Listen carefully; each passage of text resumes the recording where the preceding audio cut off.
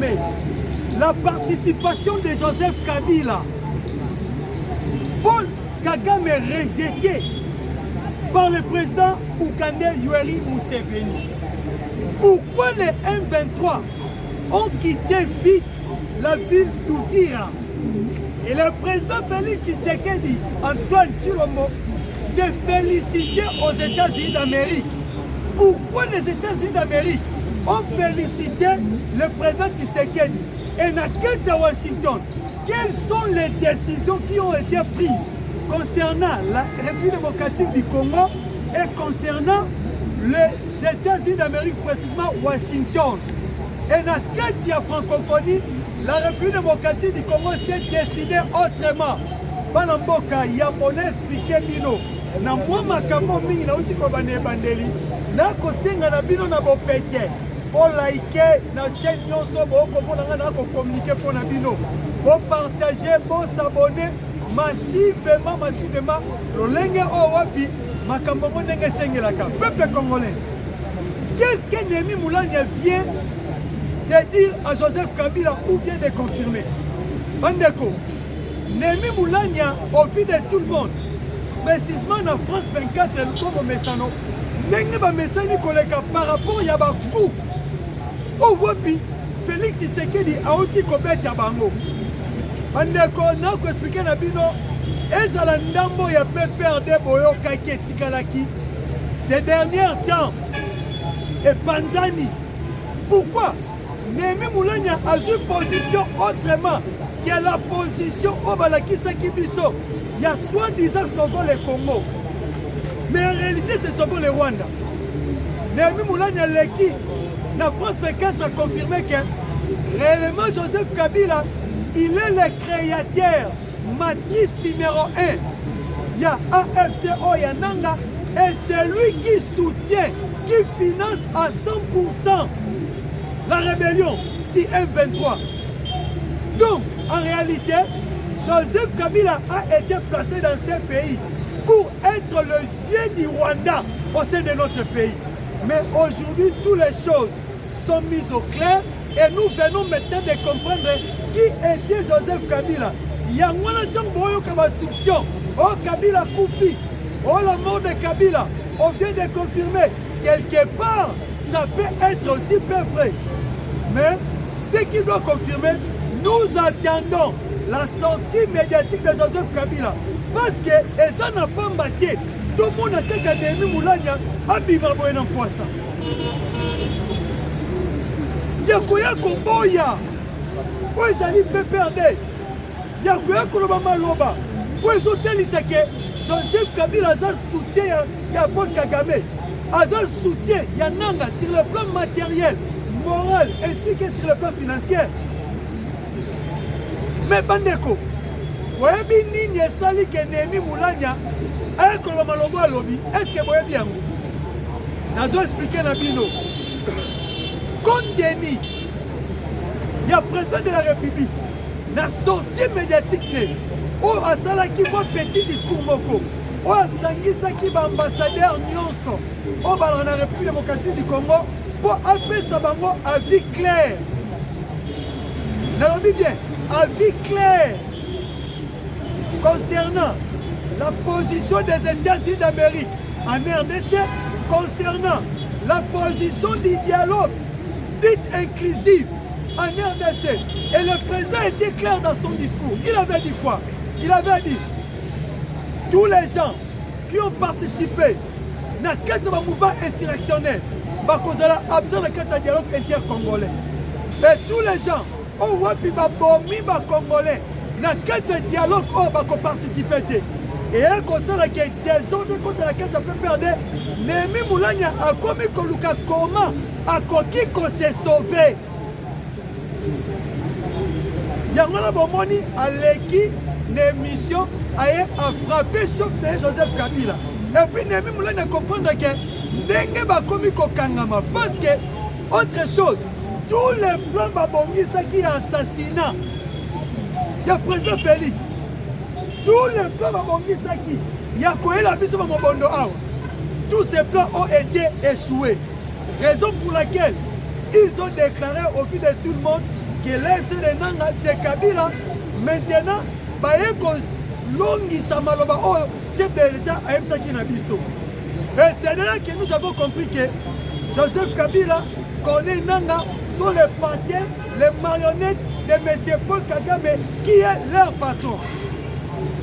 Et aujourd'hui maintenant, ce qui s'est confirmé sur le plan international, sur le plan diplomatique, c'est quoi le peuple congolais?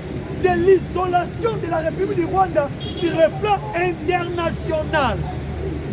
Rwanda tient qui Tembena américain. Mais aujourd'hui, le Rwanda est isolé. Première chose, on a l'accepté que Rwanda réellement est isolé. Bandeko, on like, on commenter, on partager, on s'abonner massivement. Yoka. À la veille, président Museveni a aussi concerne ces élections, a gagné l'élection dans le dictateur Boyebi. Et c'est un président Oyo, basé en relation avec yo, Baya Basaluayo. Mais chose soit laquelle ils sont. Premièrement, Moutoyo a créé Paul Kagame sur le plan politique. Et ça, Yoweri Museveni. Pourquoi? Parce que Paul Kagame a tout Ougandais. Sur le plan militaire, c'est l'Ouganda qui a formé M. Paul Kagame. Mais subitement, Kagame outi Rwanda. Aïe, Boba Solana Museveni. Makambo est concerné RDC. Makambo est concerné isolation na bango. Na monde. Voyez Paul Kagame aïe a félicité non Museveni. Museveni a boy kosala akola de main. A boy ko poussa loboko na e et pas M. Paul Kagame. A refusé. Kagame pesi un flair. Tant que son homologue, il fallait avoir fait Rwanda a pesi un protocole. Mais Museveni a boy kosi ma flair. A tindi ba protocole na ye va récupérer flair. Sur le plan diplomatique, sur le plan il y a relations internationales. Et ça qui sait déjà que entre ces messieurs et ces messieurs, il n'y a pas de bonnes relations. Et tout est côté déjà entre Yenaye. À côté de tout d'abord Moutunaye. Cela veut dire quoi?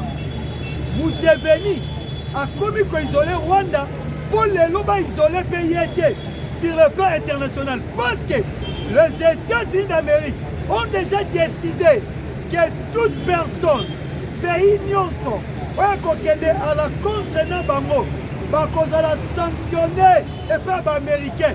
Donc il faut balanda. Le États-Unis est tracé de là à Congo. Moto nyonso a évi kalinga comprenant américain, il pose à la ciment. Mais peuple congolais, Nini oh Paul Kagame à part félicitations. Ayaki Kosa le père Yoweri Museveni. Je vais vous expliquer. Paul Kagame, compte tenu à isolement diplomatique, compte tenu à rejet, où est-ce que c'est lié? Aïe père Museveni, a Sengaye Siko aide au pied de tout le monde. Aïe bien que n'engue toi besoin coincé. Pour plan d'ambition à balkanisation à Congo et Simba, n'ayez qu'au Senga na yo, on multiplie les militaires na yo. Et puis tu commander les armes belées pour maintenir l'agression na biso dans la République démocratique du Congo.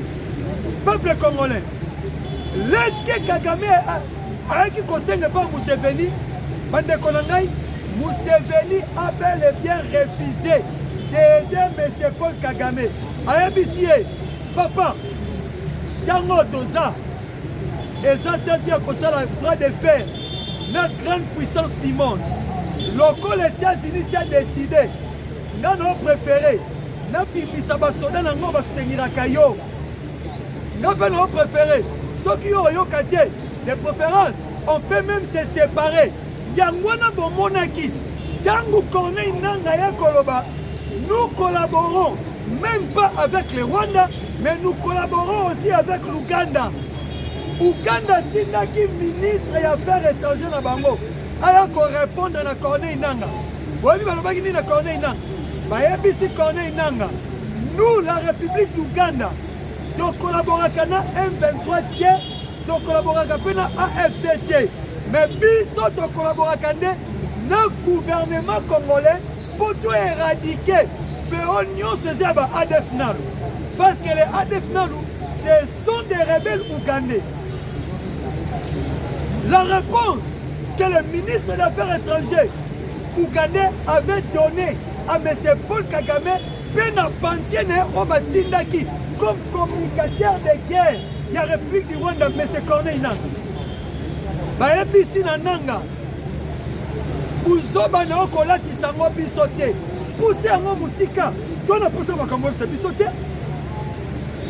Pas rejeté.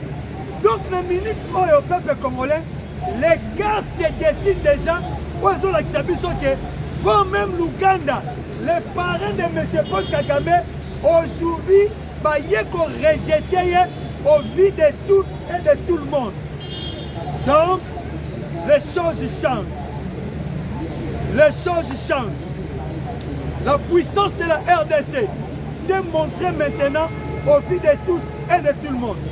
Peuple congolais, vous savez que Corneille Nangaa a sorti médiatique. Alors, la guerre est finie.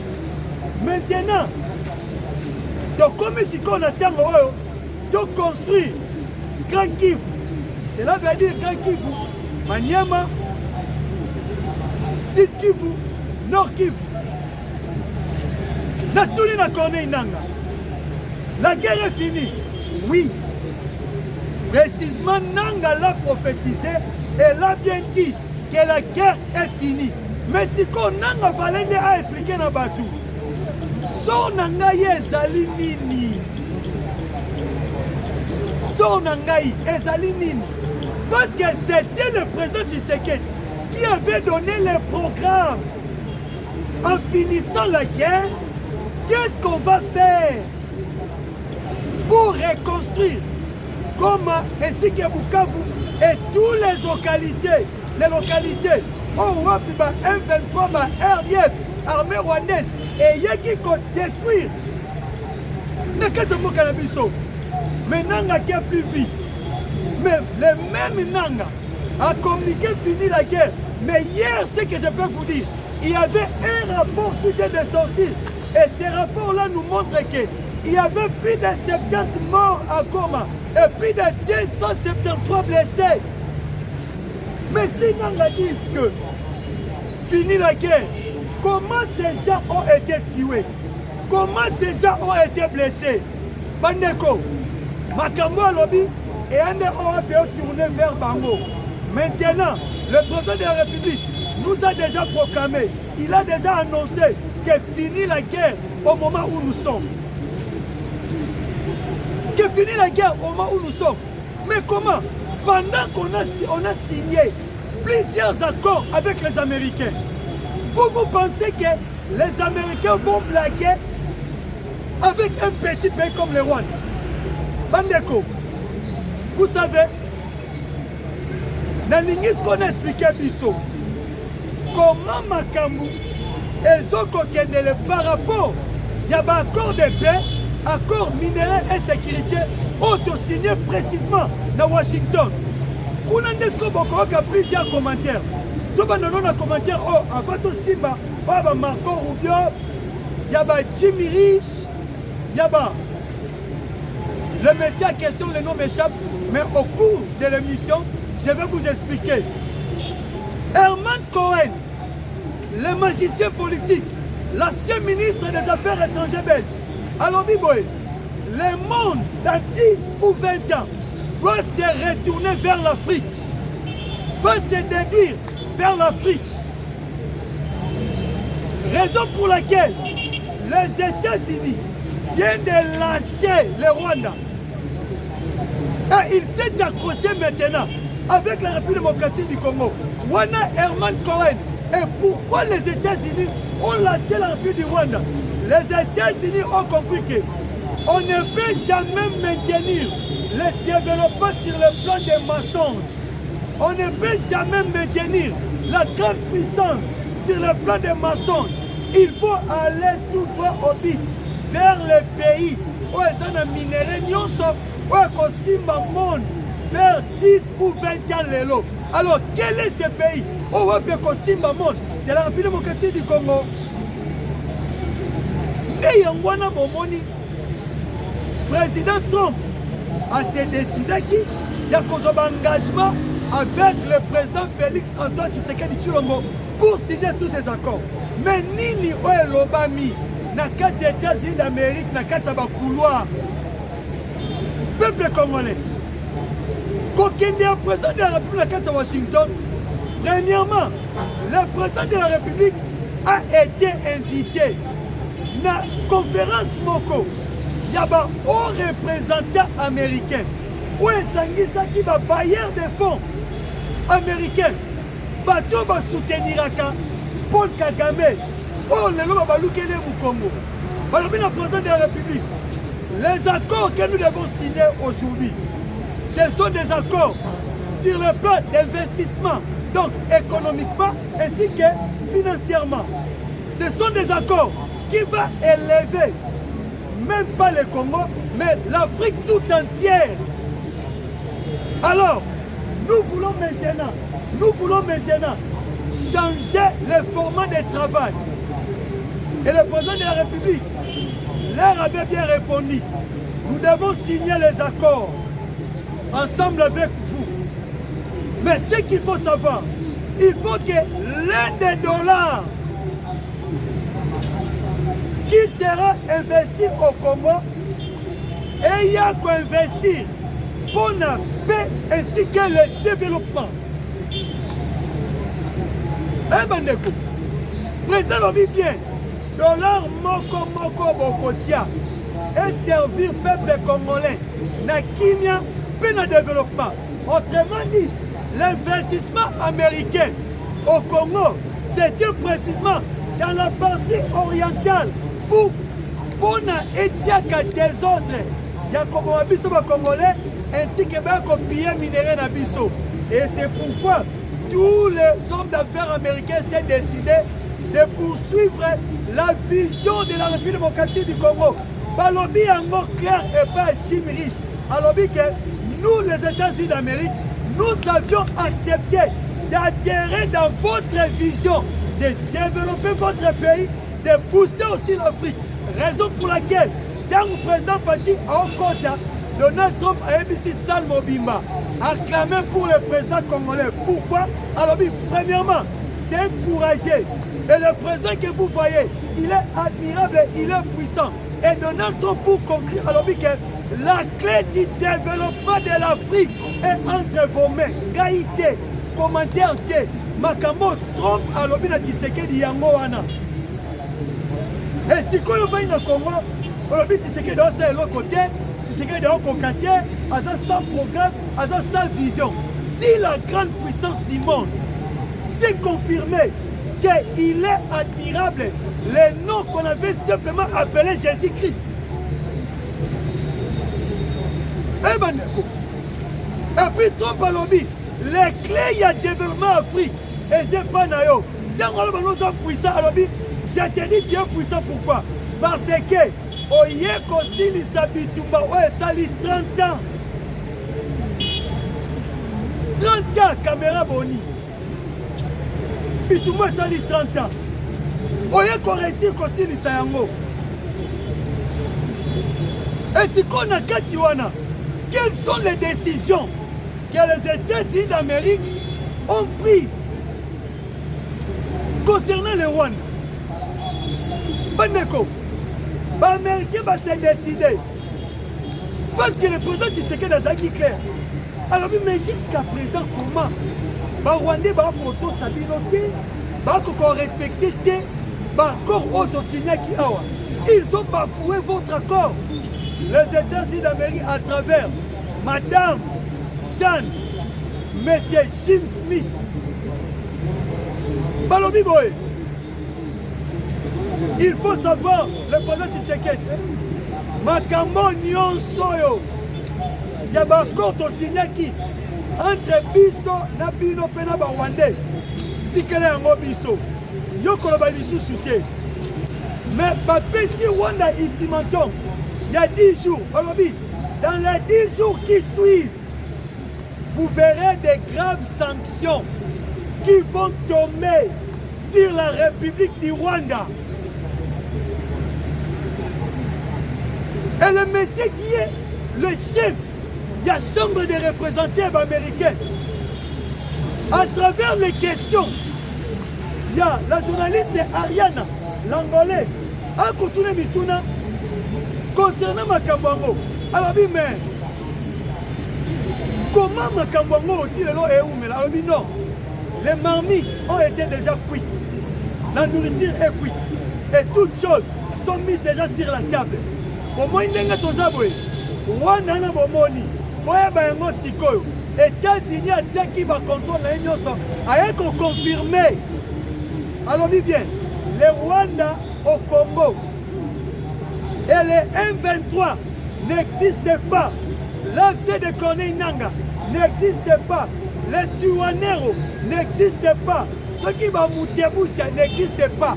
Ce qui existe au Congo, c'est simplement l'armée rwandaise. Madame la journaliste a continué autour de Mituna. Mais concernant l'intégration M23 dans l'armée congolaise. Mais si on est américain ici, alors madame, lorsque j'ai dit que le M23 n'existe pas, ce qui existe c'est l'armée rwandaise. Comment on peut intégrer une chose qui n'existe pas à une autre armée? Alors il faut savoir, concernant l'intégration du M23, M23 va intégrer Bangote dans FARDC. Pourquoi? Alors on ne peut jamais intégrer la rébellion à une armée qui est l'armée nationale. Eh bandeko. Balobi bakoye kosala ngo soki mokete. Ba intégrer ba rebelle na kati ya armée nationale. Et yango siko bomoni na analyser. Ne ko comprendre que masolo toke na doa eza papier ya kokata. Ah oui. Eza papier ya kokata. Papier qu'on utilise parce que M23 va à l'intégration en cours. Et le président Tshisekedi par rapport à son influence a influencé les Américains.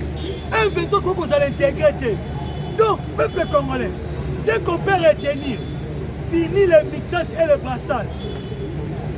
Fini les choses du M23 en remplir le quartier du Congo. Congolais, aujourd'hui, notre président est sorti vainqueur, victorieux face au monde entier par rapport au Rwanda. Omoni Kagame wana abandi kolela chaque jour. Yoka a réagi ndengeni. Alors biboy, ba nyonso ba lobela Rwanda na États-Unis. Oh Tshisekedi, oh Trump, ba kende na enfer. Et kamusinga isata na ondinda batu na enfer. Nakamwe yango bomoni muya ya répondre ye. Alors bi enfer o Kagame oloba ye moko nyako kende yango. Pourquoi? Le sang du peuple congolais est entre ses mains. Et aujourd'hui, les États-Unis aussi viennent encore de réciter et de déclarer fini le régime de Kigali. Ah oui. Pas une décision. On remplacer Kagame na mutu mususu. Yango moni Uganda mi beni. Kenya a mi beni. Ruto kuta lobi. Makambo Kagame yebisaki ye. Yango déjà sur terrain. Ba touti Congolais pe obo bazalaka awa. Oh Kagame ba donc chaque jour. OK, nous protégeons les Tutsis. Nous protégeons les Tutsis. Mais aujourd'hui peuple congolais, les Tutsis ont sorti. Ils ont dit que ton nom va protéger la Kabisoté. Pourquoi? Parce que nous appartenons à un pays qui est responsable. Où on peut protéger Bisso. Bale ya Kagame et Baby et Koufi. Yango moment tombe comme tu sois le baquet. Oh la mort de Kabila, la mort de Kabila. Bah tu vas quoi analyser par rapport à bombardement. Ouais ça les maca na restaurant moko na Kalundu. Précisément na Uvira. Bandeko. attaque wana ya Kalundu nous avons une information wana. Mais pour citer, je vais vous expliquer maintenant pourquoi les 1-23 ont quitté Uvira vite. Pour la nuit, 1-23 qui m'a dit Uvira na mbamba. Premièrement, c'était la diplomatie. Par rapport à piège où le président Tshisekedi a tiré la Kibango. Mais deuxièmement, et là qui n'a base de M23, on va qui contient dans le nord ya Uvira. Bah qui est là pour matériel na bango. On va qui marquer dans le baki dans une semaine. Nous avons comme précisément la Kalemi. Voilà qui si. Mais parce qui surpris na nini. Bandeko. Bon like na nous va commenter, va partager.